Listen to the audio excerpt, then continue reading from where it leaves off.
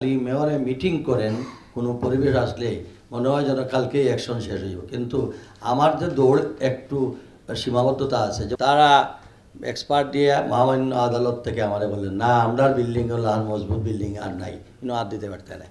আমাদের নদীর পানি কমেছে ঠিক, কিন্তু এতটুকু কমে নাই যেটা আমাদের ছড়া থেকে নিচে।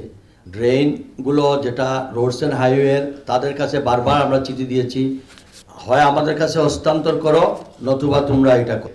আমাদের এই সিলেটে বর্ষা হলেই গুলা পানি চলে। এখন আমাদেরকে এর ভবিষ্যৎ পরিকল্পনা এটাতে বাঁচার জন্য আমরা দিছি যে 20 তারিখের যেটা, সেটা নাকি সরে গেছে, সেটাকে 22 এবং 23 তারিখে মুষলধারে বৃষ্টি এবং ভারী বৃষ্টি হওয়ার সম্ভাবনা রয়েছে।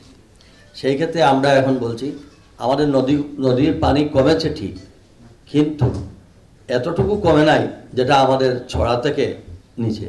আমাদের ছড়ায় আর নদীর পানির যেটা লেভেল, যার জন্য পানি ওইদিকেও কাটতেছে না। আপনারা জানেন এবার বন্যায় 2 নদী একসঙ্গে এফেক্ট করতেছে। আর কোনোদিনই কুশিয়ারা নদীর পানি ওইদিকে গিয়েছে শেরপুরের দিকে, কিন্তু বালাগঞ্জ মেরে সিলেটের দিকে দাবিত হয়। আজকে বড়াইখান্দির দিক পর্যন্ত চলে আসছে কুশিয়ারার পানি।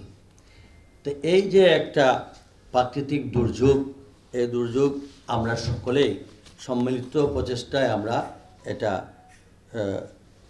ধৈর্য সহকারে আমাদের এটা কাজ করতে হবে। এই এলাকায় জলাবদ্ধতা হয়, এই রাস্তাটা কিন্তু আমাদের নয়।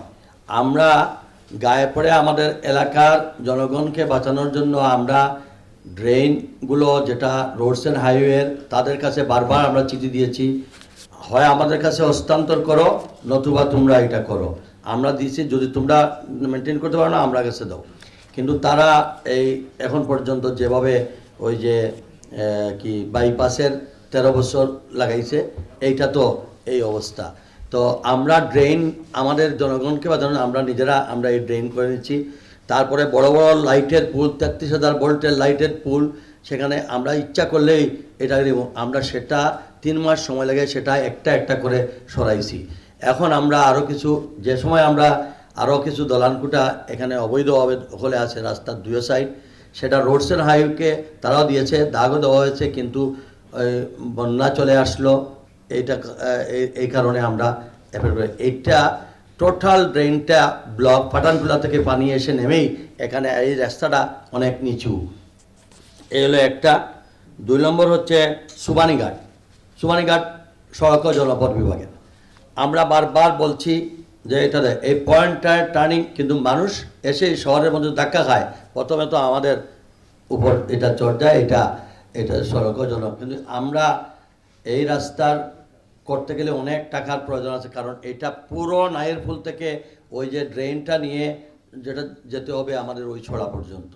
কিন্তু তারা তো অনেক বছর, কালকেও গত কয়েকদিন আগেও আমরা মিটিং করেছি, তারা অবশ্যই জানিয়েছেন যে এটা তারা করবেন। এক্সটেনশন সিটি সহ আমরা অলরেডি আমরা সার্ভে করে, ডিজিটাল সার্ভে করে গভর্নমেন্টের প্রভার ওয়েতে আমরা, যে কারণ এইটারে হাফ ডান কিছু করা লাগবে না, এখানে অনেকগুলো ছড়া রাস্তা এবং এখানে যেহেতু একটা স্কোপ আছে, এখনও অনেকগুলো জায়গা আছে, কাজেই এই সুযোগটা যেহেতু বর্তমান সিটি কর্পোরেশনের চাইতে এক্সটেনশন সিটিগুলোতে একটা সুন্দর ওয়েতে করার একটা সুযোগ রয়েছে। খেলার মাঠ থেকে শুরু করে সব কিছু দিয়ে আমরা একটা প্রস্তাবনা তৈরি করে আমরা অলরেডি স্থানীয় সরকার মন্ত্রণালয়ে প্রেরণ করেছি। এবং একটা 2 নম্বর হচ্ছে আমাদের এই চ্যালেঞ্জ আমাদেরকে আসলে হঠাৎ করে আপনারা স্বীকার করবেন যে আমাদের ট্রান্সমিশন 2টা বছর করোনার কারণে কোনো ধরনের এফেক্টিভ কাজ করতে পারি নাই। তারপরে এর মধ্যে থেকে আমরা কাজ করার চেষ্টা করি, এর মধ্যে চলে আসলো বর্ষা।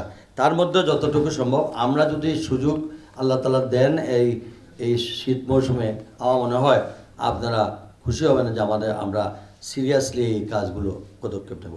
2 নম্বরে যে বলছেন আমার ভাই রাজামেনশন ডুবে যায়, কতগুলো পত্রিকায়ও আসছে যে আমরা খালি মেয়রে মিটিং করেন কোনো পরিবেশ আসলে মনে হয় যেন কালকেই অ্যাকশন শেষ হইব, কিন্তু আমার যে দৌড় একটু সীমাবদ্ধতা আছে। যেমন রাজা মেনশন আপনাদের সামনে এক্সাম্পল, আমাদের এটা হচ্ছে আমাদের যে কি ঝুঁকিপূর্ণ ভবনের অন্যতম, কিন্তু তারা কি করলেন, তারা এক্সপার্ট দিয়ে মহামান্য আদালত থেকে আমাদের বললেন না আমরা বিল্ডিং হলো আর মজবুত বিল্ডিং আর নাই কিন্তু আর দিতে পারতে না, তবে আমরা কম্পিটিশনে আছি, আমরা এটা নিয়ে হিয়ারিং আছে যেহেতু আদালতে পেন্ডিং, এই সময় আদালতের পেন্ডিংয়ের কারণে আমরা এটা ফাইটিংও আছি, আদালতের রায় পাইলেই আমরা এটা শেষ করব। এরপরে যতটা প্রশ্ন করছেন রিলেভেন্ট, যেমন আমাদের রাস্তাঘাটের ড্রেইনের কর্না ছোটো, আমাদের রাস্তার মধ্যে বালি ফেলে আসে, এগুলা সত্য, এগুলা সত্য বলে আমি আগেই স্বীকার করে নিয়েছি। গত 3 দিনে আমি ভিজিট করে দেখছি আমাদের দুর্বলতা কোন কোন জায়গায়, সেটা আমি আগেই স্বীকার করে নিয়েছি যে আমাদের ঠিকাদাররা এখানে রেখে আসছে। আমাদের আরেকটা জিনিস বললো, যখনও কিছু হয়তো ঠিকাদার বালি টেলে আসছে, কিন্তু আমাদের ধরে নিতে হবে আমাদের এই সিলেটে বর্ষা হলেই গুলা পানি চলে, এখন আমাদেরকে এর ভবিষ্যৎ পরিকল্পনা এটাতে বাঁচার জন্য আমরা দিচ্ছি যে